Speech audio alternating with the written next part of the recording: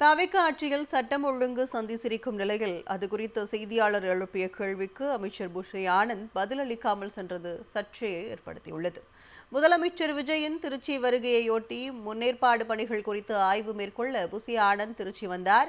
விமான நிலையத்தில் அவர் செய்தியாளர்களை சந்தித்தார். விஜயின் நிகழ்ச்சி குறித்து ஆர்வமுடன் பதிலளித்த அவரிடம் தவிக ஆட்சியில் சட்டம் ஒழுங்கு சந்தி சிரிப்பது குறித்தும் மக்கள் படும் வேதனை குறித்தும் செய்தியாளர்கள் கேள்வி எழுப்பினர்.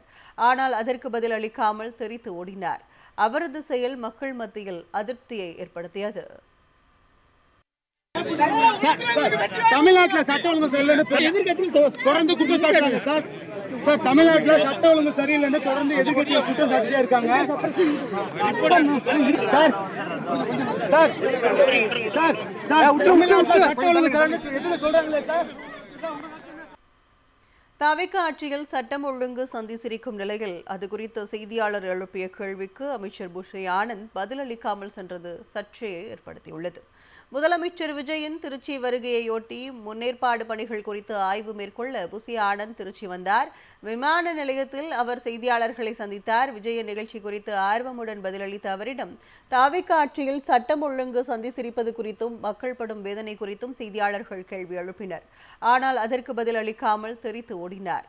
அவரது செயல் மக்கள் மத்தியில் அதிருப்தியை ஏற்படுத்தியது.